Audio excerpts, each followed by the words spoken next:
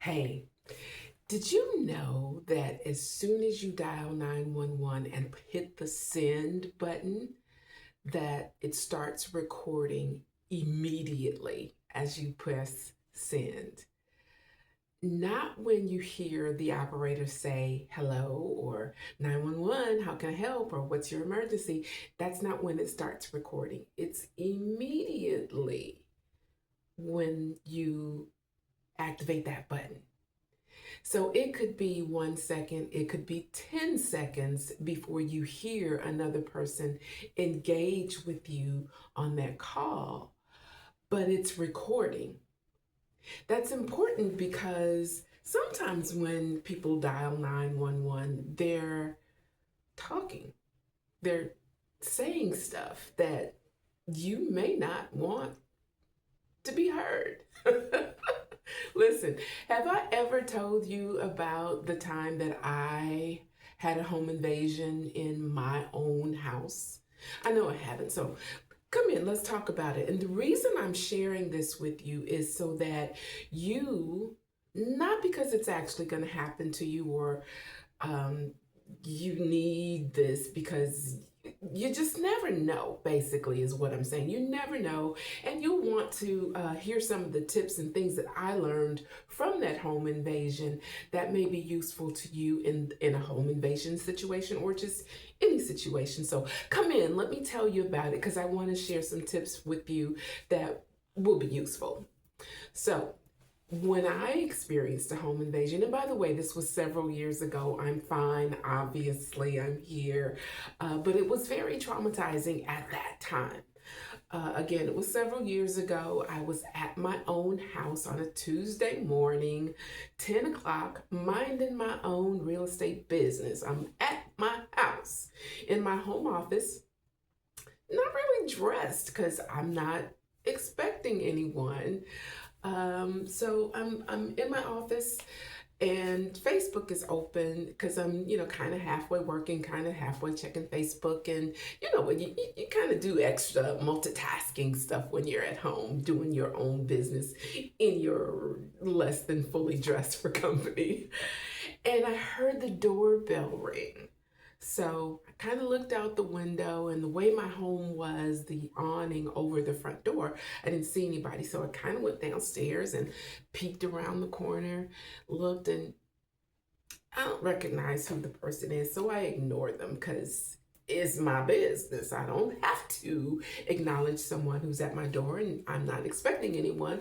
So I go on back upstairs into my office and resume the work that I'm doing. And suddenly I hear a big crash, just a crash. It actually sounds more like a bomb has exploded in my house.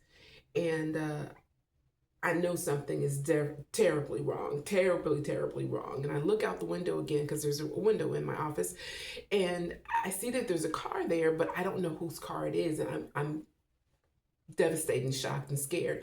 So I type into my computer on Facebook 911 at home, and I run into my prayer closet, which is the best place for me to hide in my house. I go into the prayer closet, and I am on just prayerful in this closet all by myself in my home by myself. And while I'm in there, I can hear there's movement and rustling, and there's stuff going on outside that door of the closet. I don't know what's going to happen. I don't know who it is. I don't know what that big crash was. So it's really very scary in this moment. And so when I hear the rustling stop, I peek out the window. There's a closet or a window in the closet, and I can see that the car is gone. So I come out, and my house has been flipped and things are disheveled and everything's kind of a mess. But I'm okay. They've taken some things, but I'm okay. I'm a wreck, but I'm okay. And so when the police arrive, they start doing their moving around, investigating and asking questions and things like that. And I can see that the brick that they broke the glass door, in the back, it's a glass door. They used the brick from my neighbor's yard to break that, and that's why it sounded like a big crash and a boom and a bomb. So they did that, and the investigation and all the stuff that they do that really amounts to nothing in the end of it when it's all said and done. But what I did learn from this that I'm sharing with you so that you will be prepared going forward is the best thing that I could have done for myself was hide in that closet. I have had so many people when they, initially, because I don't really tell this story a lot. It's not the thing, hey, have I told you about when I had a home invasion? It's not that. I'm sharing it with you for your purposes and information and how to plan for your family, for your home if something crazy like that happens. The police told me that even in a home invasion situation, as many people say, there's no way I'm hiding in my closet because I got something for them. That's what you hear people who have not experienced it say.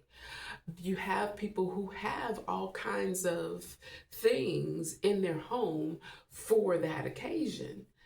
But the thing is, if you actually have to use those things, it's no longer your home if you actually use it in your home. If you unalive someone or even injure someone in your home, it's no longer yours. It's now the place of the incident. Every time you pass that spot where the incident occurs, you'll think about the incident. So it's no longer your home. It's no longer your safety. It's no longer your sanctuary if you have to use that in your home. Even worse, if you go and start looking for them and they find you before you find them, now for your family, it could be this is where someone in our family that we loved, you have to think about, do you really want to go out looking for them, or do you want them to come to you and find you, and then you do what you have to do? Because the law says that you can handle your business inside of your home, but there's still the law. You still have to be able to say that that person was threatening harm to me, to my family, not to my things. Because the law does provide that you, at least in Georgia, because in other states it may be different, but in Georgia, you can handle your business or stand your ground in Georgia, but it's only inside of your house where you had to defend yourself. So if you handled your business inside of your house, and you did it in their back, you could be subject to legal action. Yeah, because that's how the law is written in Georgia. If that person is in your yard or fleeing from you, you could be subject to legal action. So this is one of the things that I learned, that you need to be prepared. Before it ever happens, you and your family need to know where you're going to be so that you can say, oh no, I was absolutely defending my ground because I was all the way in the back of the house, or I was all the way in the garage, or I was all the way whatever your plan was, and they came all the way to me. If you're on 911 and they tell you to stay on the phone with them, they came all the way to you and then you handled your business. That's your defense. You are free and clear of whatever the law, because you and your entire family already understood, because today you come with your plan, your action of what you're going to do in the event you have to stand your ground, or stand your ground, or stand your ground, or whatever it is. You have to be able to prove as a family, all of you understood that this is what we're going to do.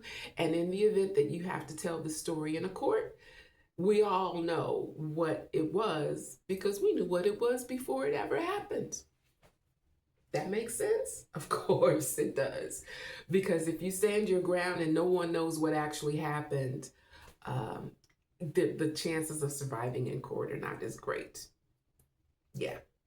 And so that's one of the things that I learned, that as a family, or people who are all living in this house, this is what we're going to do in case of emergency.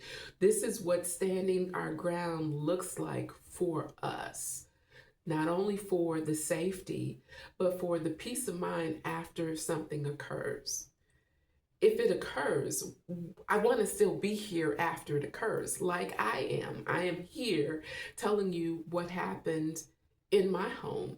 I can tell you because I wasn't standing my ground in front of whoever that person was, trying to defend my house, my kingdom.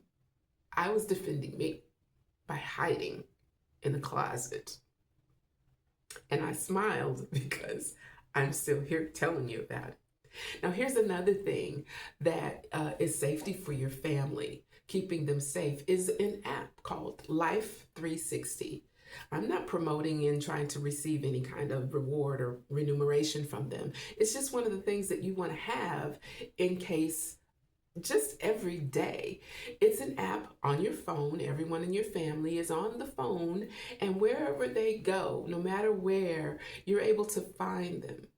And there's also other kinds of things that are available on that app. Once you load it up, it's free, life360.com. It's an app that gives you kinds of alibis, even for this is what happened. I was here at this place, and then I was here at this place, because it's tracking everything that you are doing throughout the day. Then you also want to develop distress codes for your family. That is, if I call and I say, feed the dog today, and we don't have a dog, you know something's going on.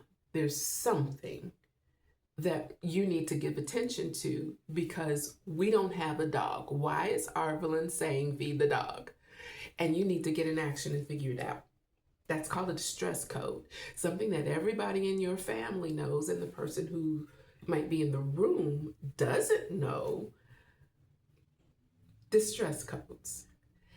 Hey, I'm Arvelyn Lewis. I just wanted to share something with you so that you would have a procedure in your home where you are safe and your home remains a home. I'm also your realtor. And if you call me when it's time to move, I'm going to get right in action and make sure that your home is the one that's safe for you. Call me. And by the way, subscribe, hit that button so that you can get more safety tips or real estate tips. I'm here for you, and I'm happy to help.